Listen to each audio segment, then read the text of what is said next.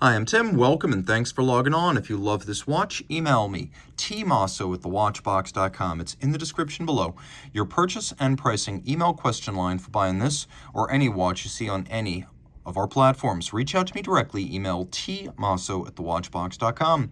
Today we're discussing the Grand Seiko Heritage Collection SBGV235. It's part of the 9F Quartz series, and it was launched in 2017, the year Grand Seiko definitively broke from Seiko and became a standalone brand within the Seiko Epson empire.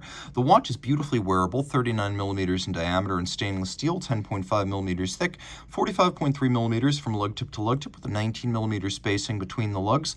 The watch wears beautifully on my small wrist of 16 centimeters circumference. A timepiece I could recommend for a wrist as small as 13.5 centimeters circumference, and you can see why. The lugs are nowhere near the edge of my wrist, and that's most obvious in this down the barrel shot. It is low profiled, and as you can see, it is generously sloped, so it will slide underneath the dress cuff. And you can see on each side that even pulling the bracelet fairly tight, the lugs are nowhere near the edge of my wrist. So a really great unisex fit, an option for him and for her, as I like to say. The bracelet, we should probably talk about bracelet dimensions here. 19 millimeter end link, and so it is a very skinny, almost vintage look, as anything below 20 millimeters today has sort of a vintage dimension to it and a vintage proportion relative to the wrist. You can see that it's a complex bracelet. We have polishing on both the primary and intermediate links, and then you can see there's actually two planes, with the intermediates being a little bit taller than the flanking links, and then we have a conforming end link to mate it better to the case. You can see removable links fixed in place using screws, and on each side we have a half size link in case you are in between sizes, so you will be able to find a good solid fit that's neither too tight nor too loose. Single fold deploying clasp. You can see the Grand Seiko logo on the clasp. We have three finishes: polishing, blasting, and satination. Twin trigger release, press them both, pops open. Taking a look at the watch, it's an unconventional case design, one we do not see too often from Grand Seiko.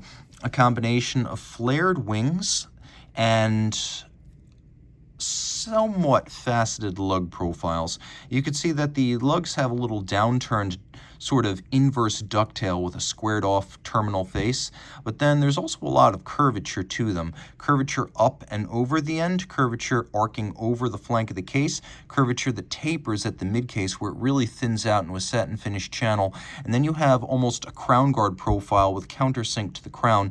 And the watch does feature 100-meter water resistance, so it is a sports watch. All of the polished surfaces feature the tin plate manual polishing method that Grand Seiko describes as Zaratsu polish. It's done on European origin Zalitz machines, but the foremost practitioner of this manual trade are the folks at Grand Seiko and Seiko. And so the idea is you hold the surface to be milled against the spinning tin plate, and you create a true black polished mirrored surface, and it takes about 3 years to master that trade. So this is a hand-finished watch, something you will not find on comparably priced Swiss competition. Now the watch does have a crown, which as you can see pulls out. In spite of that, it is a push-down crown, 100 meters rated, so you can swim here. Taking a look at the bezel, you can see it's got a facet on each end that's a little bit distinct from the profiles, but it is primarily conical with a very flat and narrow band that runs around the boxed and cambered sapphire. We have a Reho outboard that acts as a scale for the seconds and the minutes, and you can see that via the lash adjustment mechanism, the Grand Seiko seconds hand is spot on its index every single time. Taking a look at the dial center, it's a radial brushing, a sunburst metallic blue. We have hands, frame for the date, logo, and individual indices that are micro manual finished. There are artisans who work just with diamond-tipped milling tools all day long creating this style furniture. You could see how the hands have facets on their flanks that are razor sharp and mirror finished, but then they're satinated across their top for better contrast.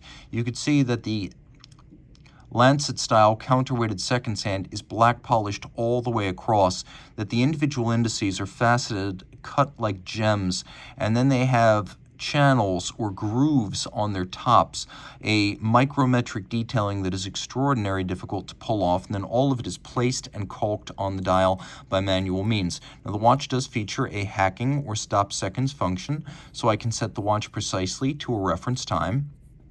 And one feature that I like here is that the 9F caliber has very little dead angle From the moment I start moving the crown in either direction, the minute hand moves. There's not a whole lot of side-to-side free play before the movement, which speaks to a very precise train in the motion works and keyless works for setting. Now there is here a system for rapidly cycling the dates. There's a quick set there as well, and quite a lot of features to this 9F caliber. We often think the quartz is just quartz, but this offers a lot more. The 9F first came out in 1993 and it was ahead of its time. It remains one of the best in the world. This is the 9F82, which is a little bit larger than the 9F62. The purpose is to create a movement better matched to this larger case. You can see the vintage Grand Seiko lion and logo on the back. The 9F82 has a 3 to 4 year power reserve, and that is battery, of course. It has a thermocompensation circuit, and it is what would be considered of quartz chronometer quality were it a Swiss watch that qualified for such a distinction at only 10 seconds gained or lost per year. Plus, this 9-jewel movement features a lot of traditional watchmaking, striping, jeweling, lubrication, mechanical trains, and there is a quartz trimmer device which is designed to adjust for the drift of quartz crystals over decades. And that trimmer is there so your Grand Seiko watchmaker can refresh this movement over time and keep it running bang on. Again, with the quartz trimmer, the heavy jeweling, the thermocompensation so that temperature extremes don't affect the rate of the watch, this is a very, very sophisticated movement. Just extraordinarily sophisticated, with a double pulse system so that the hands can be nice and long. A lot of watches that are quartz have very short stubby hands so that the mass is minimized and the power drain is minimized, but a unique double pulse system in Grand Seiko quartz allows these hands to be as long, arcing, and beautiful as you would find in a mechanical movement. So there is a lot to love here. And again, this watch is accurate to 10 seconds a year. Standard quartz, plus or minus 15 seconds per month. Reach out to Team Mosso at thewatchbox.com for purchase and pricing details.